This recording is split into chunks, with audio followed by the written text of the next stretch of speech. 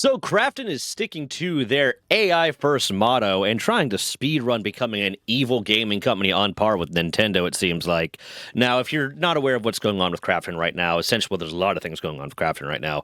But essentially, the start of this story is back in 2021, I believe it was, Krafton acquired Unknown Worlds. Unknown Worlds is the company that makes Subnautica and Subnautica Below Zero, and is notionally working on Subnautica 2. But when they acquired them, part of the acquisition deal and part of the deal in general that they had with the founders of Unknown Worlds was that if Subnautica 2 released and by a specific date had a certain sales number, it was I don't remember exactly what the sales number is supposed to be, but reached a certain sales goal, that the founders of Unknown World would be entitled to a $250 million payout.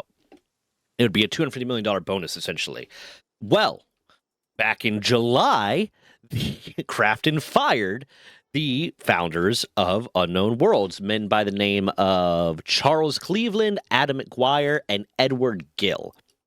Now, there's a lot of drama going on, a lot of speculation going on. I heard a lot of different people talk about it because I posted one video about this before. A lot of people talking about the drama going on with that. Some people claiming oh, well, the founders of Unknown Worlds were really just acting as figureheads and they weren't really doing anything anymore and they were causing problems, and that's why Krafton fired them. And the founders of Unknown Worlds filing a lawsuit and claiming that the reason Krafton fired them was because they are attempting to get out of paying that $250 million payout. What is this video about? Well, this video is about, apparently, according to recent court filings, the founders of Unknown World are claiming that, and the court filings are stating that not only is Krafton trying to get out of paying them to this $250 million payout, and to delve on that a little bit, some of the speculation is that essentially Krafton is trying to do as much as possible to reasonably delay the release of Subnautica 2.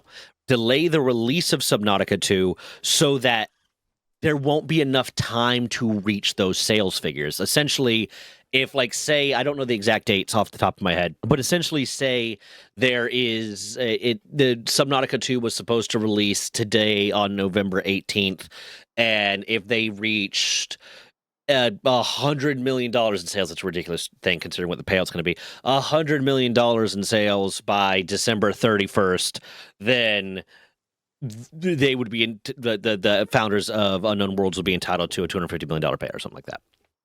What the allegations are is that effectively Krafton is trying to delay Subnautica 2 being released as much as possible because, hey, if they have to reach these sales numbers by, say, December 31st of 2025, and they don't release the game until December 30th of 2025, it won't really have enough time to reach those sales numbers. That's kind of what it seems like to me, at least my understanding of the lawsuit so far, seems like to me is what the founders of Unknown Worlds are trying to allege that Krafton is doing. They're trying to say, hey, they're doing whatever they can to delay the release of this. They fired us to help delay the release of this. They are, it's slowing everything down as much as possible so that they can prevent these sales numbers from being reached because they don't want to pay us the $250 million. The newest allegations and the newest court filings are showing that apparently not only might this be just blatantly true, that they are trying to find ways to get out of paying this $250 million payout, which, I mean, Krafton is shady as it is, and it makes sense that, a company wouldn't want to pay $250 million to people that they already spent money buying a game from or buying a studio from. But apparently they really took that AI first model to heart.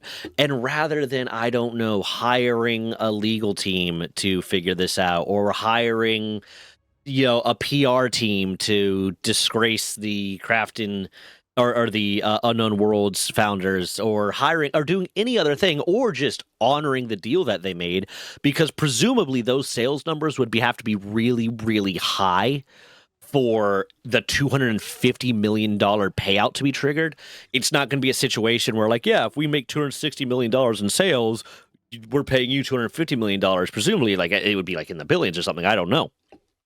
I need to do more research on this. But they are reaching out, allegedly, to ChatGPT.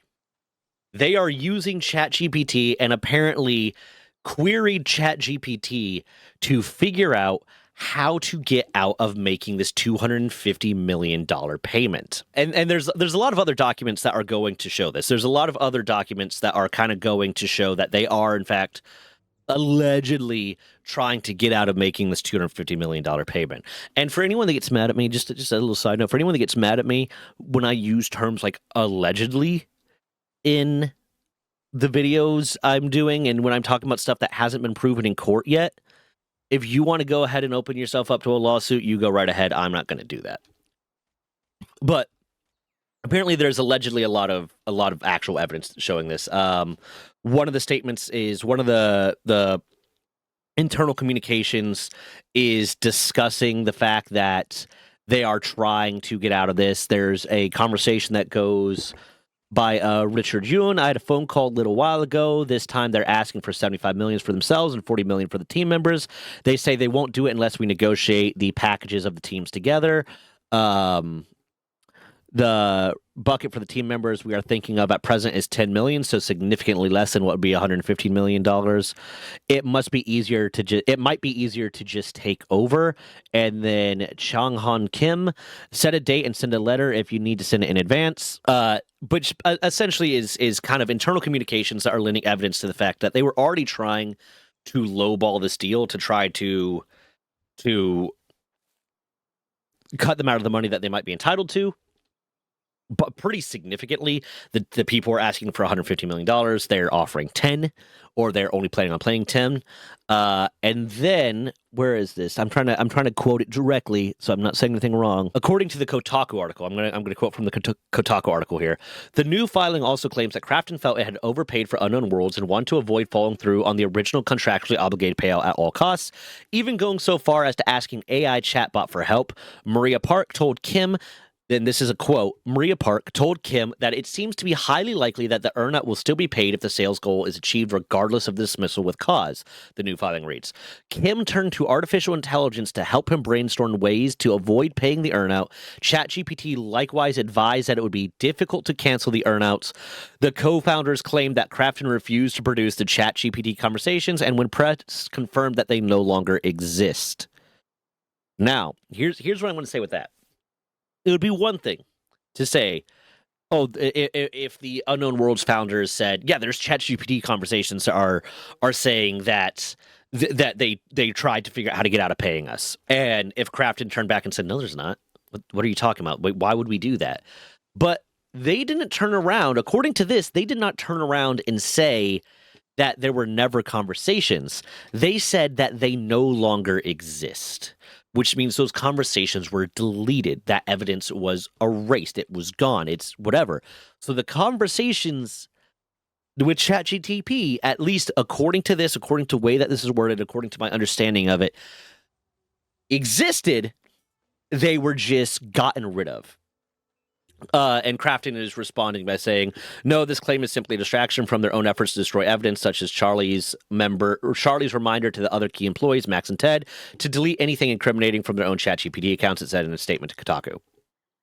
Now, this all is coming in light of a lot of other shady stuff that this is about all I know about the lawsuit so far, and all I know confidently enough to talk about on it in video so far.